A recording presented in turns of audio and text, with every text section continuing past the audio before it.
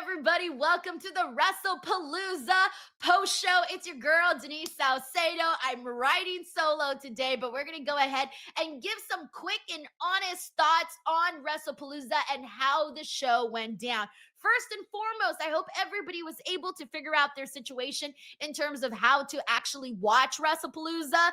I ended up going the direction of using Netflix with a VPN, and I found that that was just a million times easier. I already do it with so many other shows, so I didn't have an issue getting to watch Wrestlepalooza because I went about it that way. So hopefully everybody here figured that out, because I know that it was a little bit of a it can be a little bit complicated, right? But we got to get into the show. So WrestlePalooza was interesting because Triple H had said there was going to be, some surprises for WrestlePalooza. I don't necessarily think there were as many surprises as I anticipated. In fact, there was really only one major surprise, in my opinion.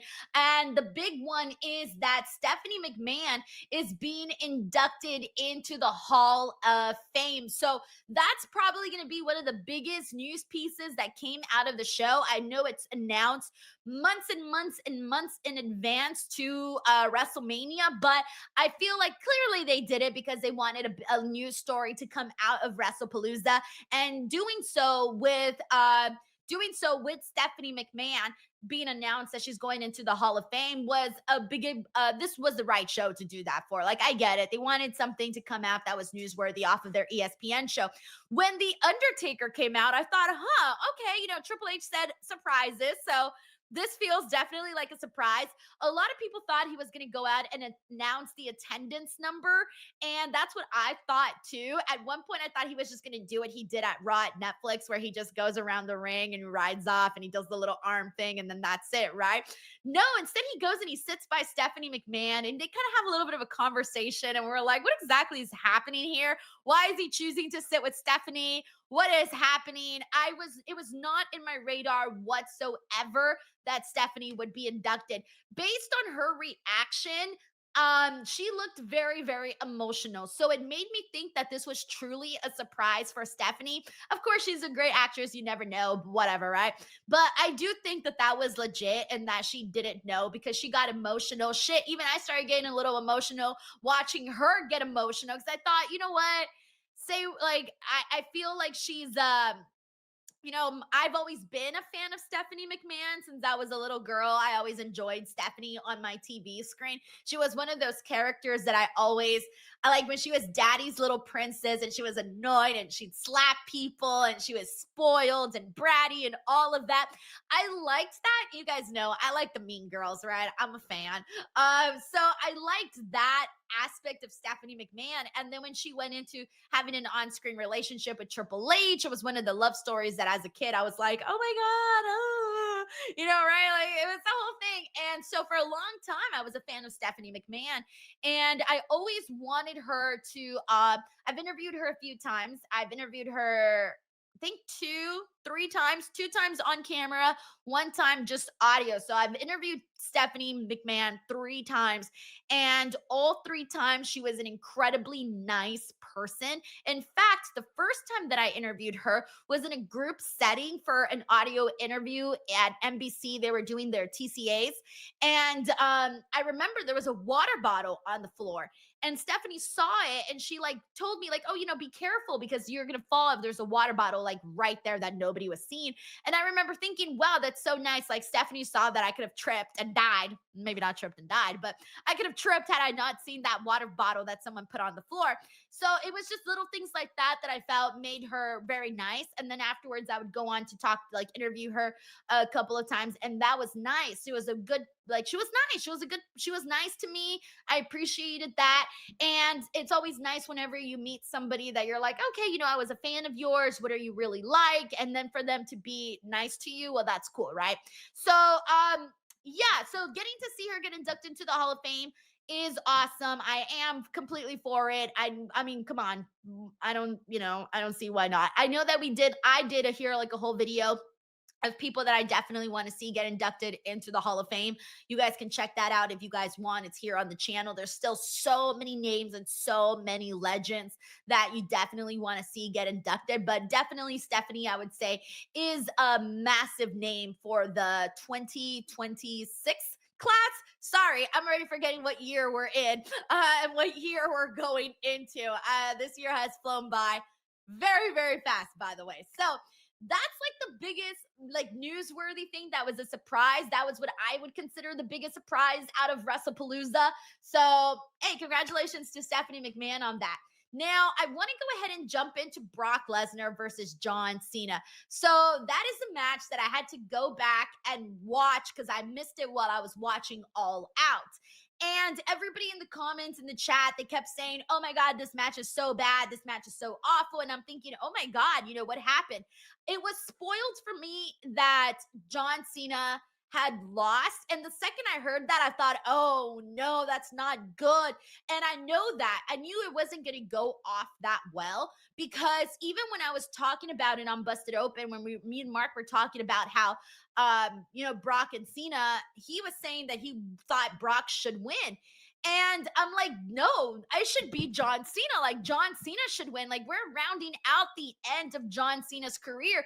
We want to have a feel good ending to John's career. Maybe I'm crazy, but every now and then it's good to have a feel good ending. And considering that we spent so much time of John Cena's farewell tour, kind of in the dumps about his heel turn and all of that, it feels like the last couple of days should kind of be more appealing, right? So I went into this match kind of expecting it to be like really, really bad.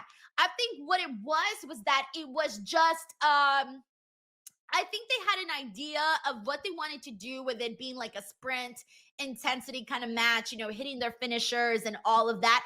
But it didn't come across that way once it actually was executed. I think once it was executed, it kind of felt like, okay, Brock's in there, he's dominating. John Cena got a couple of moments in there, but, obviously Brock continues to get the damage in on John Cena. So it didn't ever really feel like you got a satisfying moment in it with John getting like truly, truly getting an upper hand for a good amount of time. It was very, very brief when it happened, right? Then the ending. I think the ending is what kind of sucked the air out of the room with him basically hitting the, what was it, 3 or 4 F5s that he hit. I think that part kind of sucked because the way that he like took out John Cena like that, it just didn't hit the way that I think they thought it would on paper. I think that on paper, they were going to be like, wow, Brock's dominating. Brock's so cool. He's doing this and that. I think on paper, that's what they were trying to accomplish. But in person, it just kind of felt like, really? That's what we're doing? I just don't really see the benefits of having Brock Lesnar defeat John Cena in his retirement farewell matchup. And I don't want to see Brock Lesnar and John Cena again.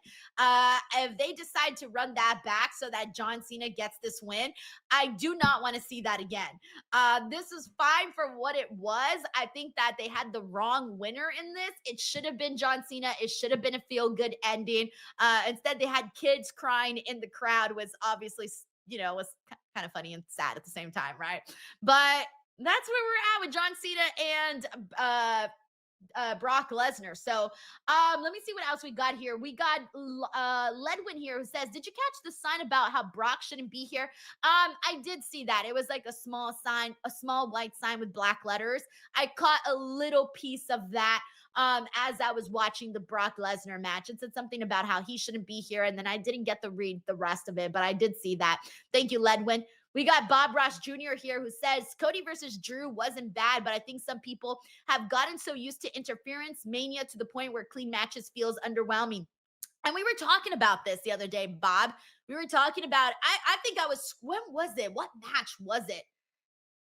Oh, you know what? Was it Gunther and it might have been Gunther and Punk where I said, you don't got to do all this extra stuff, right? Like sometimes I just want a straightforward wrestling match match with a clear-cut winner and no extra shenanigans, right? I actually said that while we were talking about CM Punk and Gunther when I was covering that.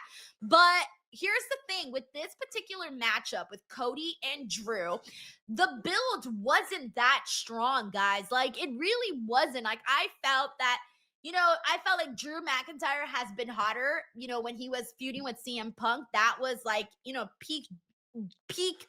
was peak Drew McIntyre. I think we should have had something like this closer to that time when Drew McIntyre was like really, really on top.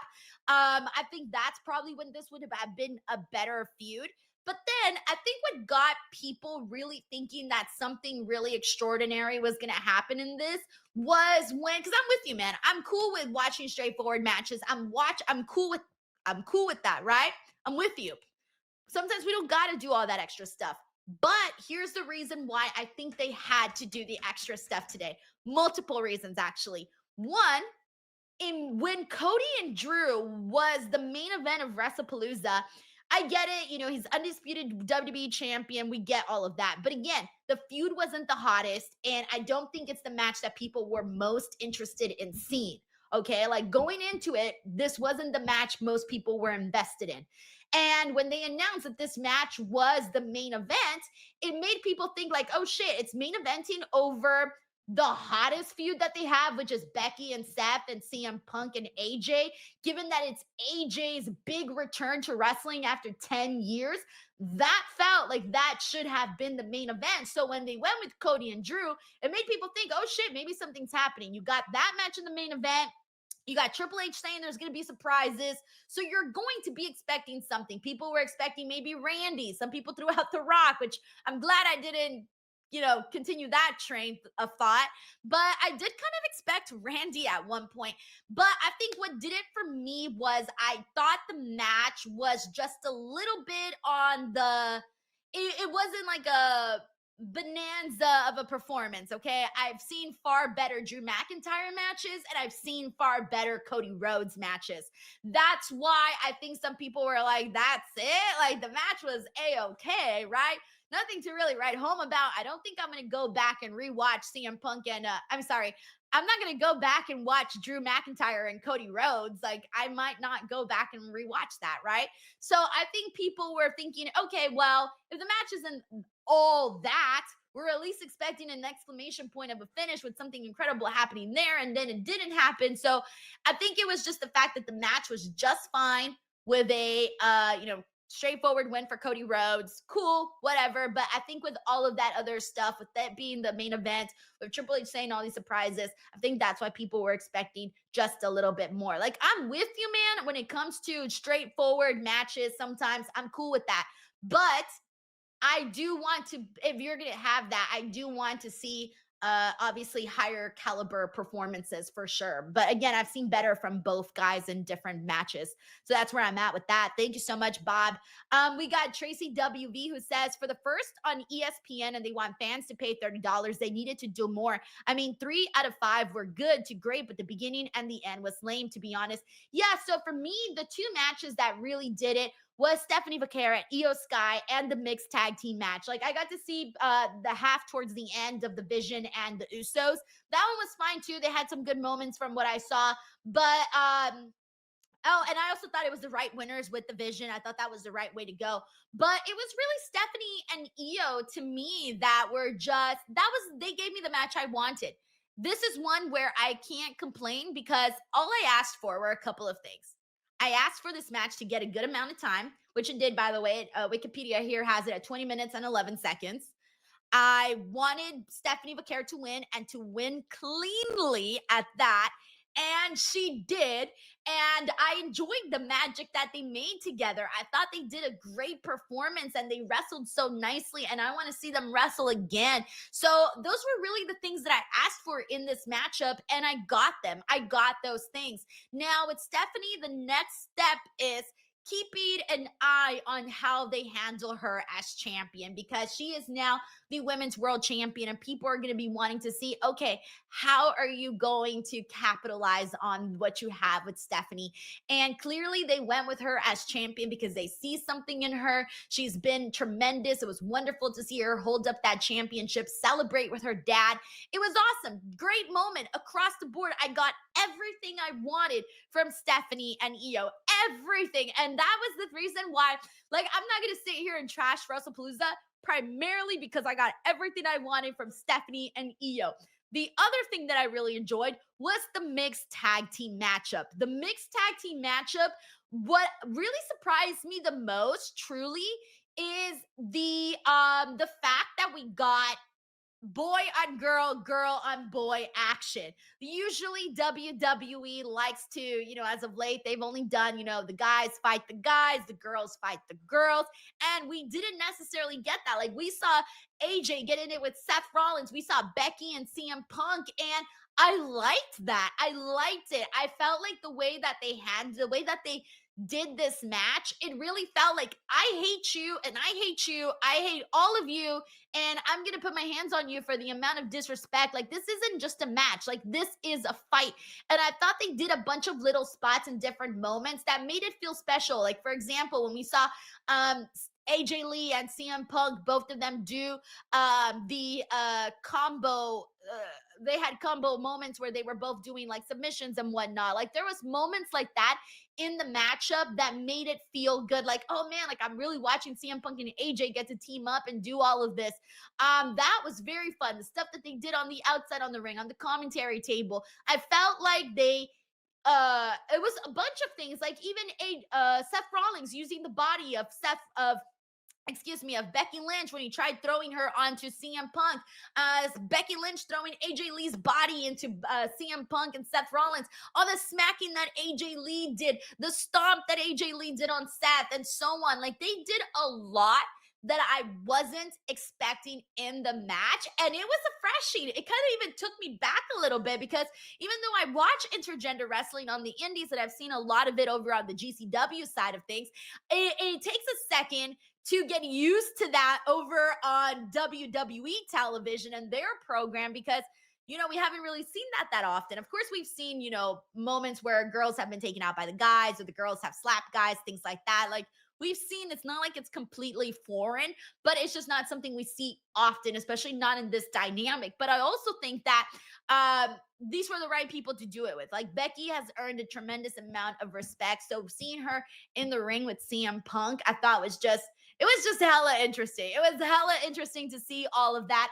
And I'm glad that they decided to try something a little bit outside of the norm of what we're accustomed to seeing with them. So I like this.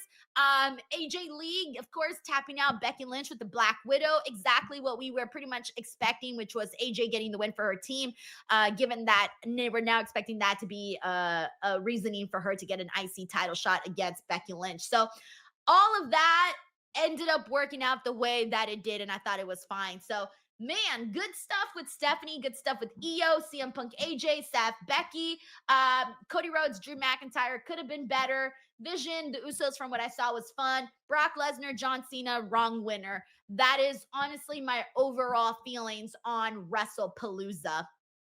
We got Infamous Raider Loco here with Seth, Cody, and Seth face-to-face post-show, holding the titles. Oh, nice. All right, cool. Thank you for letting me know, since I'm not seeing that. Thank you, Infamous Raider Loco. All right, so that is the Wrestlepalooza post show. I know it was a quick one, but it's been a long day.